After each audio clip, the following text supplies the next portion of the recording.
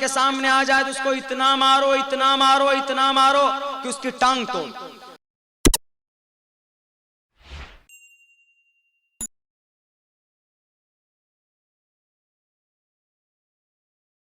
मोती सिंह ने यह कहा कि हम किसी भी मुसलमान की शक्ल नहीं देखना चाहते हैं 12 बजे से पहले।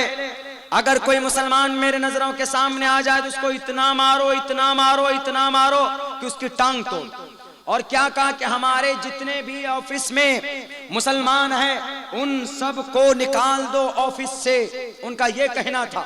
मैं इसलिए बोल रहा हूं ये सारी बातें ताकि कुछ लोगों के जहन में इस्लाम के ताल्लुक से गलत चीजें पैदा की जा रही हैं, गलत फहमी पैदा की जा रही है, जिसकी वजह से मुस्लिम लड़कों को, नौजवानों को जगह जगह के ऊपर पीटा और मारा जाता।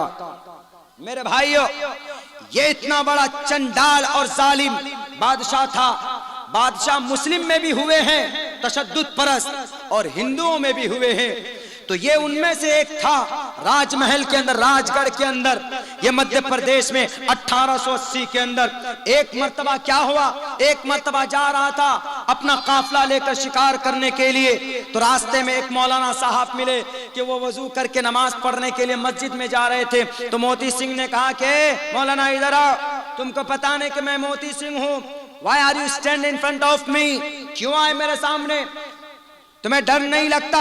कान पकड़ लो, मुर्गा बन जाओ। उस बेचारे की इतनी पिटाई की, उस बेचारे गरीब को इतना मारा। उसकी माँ ने आकर हाथ जोड़े, उसकी बीवी ने आकर हाथ जोड़ा कि बादशाह साहब माफ कर दीजिए, माफ कर दीजिए, गलती हो गई इससे। लेकिन नहीं माना। इतना जुल्म किया, इतना जुल्म किया कि बेचारे को उस गांव से बाहर जाना पड़ा। लेकिन उसी वक्त से उस बादशाह के पेट में दर्द शुरू हो गया। बादशाह बेचैन हो जाता है, अपने लोगों को कहता है कि किसी हकीम को लाओ। सारे हकीम आ गए, किसी से इलाज नहीं हुआ, उसका दर्द खत्म नहीं हुआ। आखिर में एक ने कहा कि एक बड़ा हकीम है, उसको बुलाने की आवश्यकता है। उसका नाम लेकिन महमूद खान नाम है। कहा कि महमूद खान नाम हो कि कुछ भी नाम हो, बुला कर लाओ।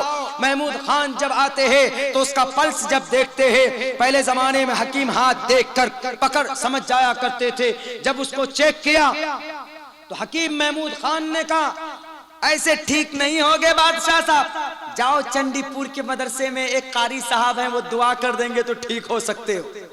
उन्होंने कहा अच्छा। फौरन आए चंडीपुर में। अब यहाँ जो कारी साहब थे, मुफ्ती साहब थे, तो मुफ्ती साहब से कहते हैं राजा साहब कि भाई हमारे लिए दुआ कर दीजिए, मेरे पेट में बहुत तेज दर्द हो रहा।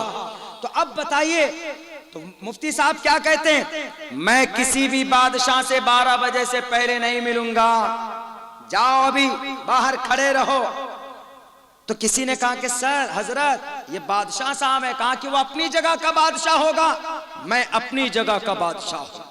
बैरे कैफ अल्लाह के सामने वो उनके मौलाना के सामने झुके, उनके पैर पकड़े और दुआ तौबा किया कि हमें माफ कर दीजिए, हमसे गलती हो गई।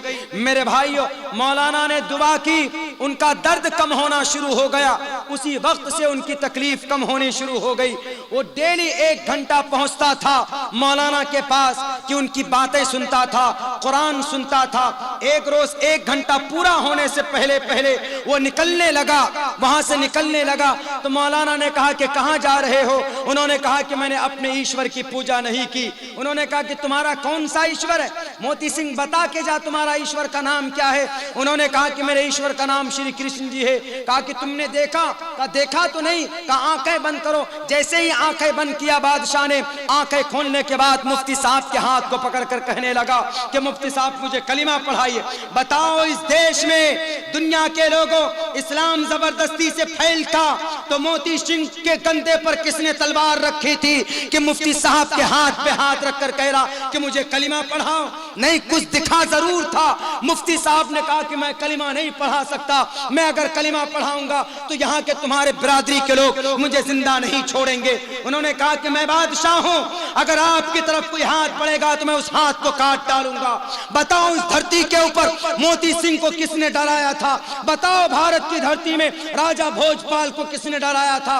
बताओ इस धरती के अंदर राजा हर्षवर्धन को किसने डराया था? बताओ इस धरती चीन के अंदर जियांग हुई को किसने डराया था? इस्लाम फैलता है अपनी अच्छाई से, अपने सच्चाई से, जुल्म जबरदस्ती से इस्लाम न फैला था। न फैलता है न कयामत तक फैलेगा, अल्लाह की तरफ से इसकी इजाजत नहीं होती। तो पता है, तो वो कहे कि मौलाना पता मैंने क्या देखा जब आंख बंद किया, मैंने देखा कि जिस ईश्वर की मैं भक्ति करता हूं वो पोपी वाले ईश्वर, वो बांसुरी वाले ईश्वर, वो आकर कहने लगे कि मोती सिंह मेरा जमाना 40 लाख साल पहले का, ये जमाना है अंतिम महर्षि का, ये जमाना है कल की अवतार का, ये जमाना है मोहम्मद रसूलुल्लाह का, और जब तक तुम मोहम्मद के शरीयत के मुताबिक जिंदगी नहीं गुजारोगे तो बिना मोहम्मद पार न कोई आ, मोहम्मद के बगैर किसी की कश्ती और किसी का बेड़ा पार नहीं हो सकता।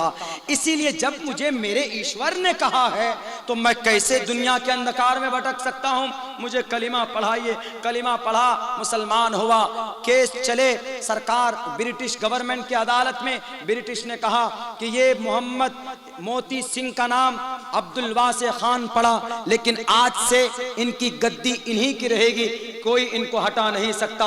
ये एक एग्जाम्पल था। जो लोग बोलते हैं कि इस्लाम को जबरदस्ती फैलाया गया, इस्लाम जबरदस्ती नहीं फैलाया जाता है, इस्लाम के अंदर है ही इतनी अच्छाई कि लोग इसको कबूल करने पर मजबूर हो जाते हैं। अल्लाह से दुआ करता हूँ कि अल्लाह तबारक व तआला कहने सुनने से ज़्यादा हम तमाम मुसलमानों को अपने मजहब, अपने कुरान और शरीयत के मुताबिक ज़िंदगी गुजारने की तौफीक अता फरमाए। बहुत बहुत शुक्रिया, जज़ाकल्लाह। अस्सलामु अलैकुम व रहमतुल्लाहि व बरकातहू।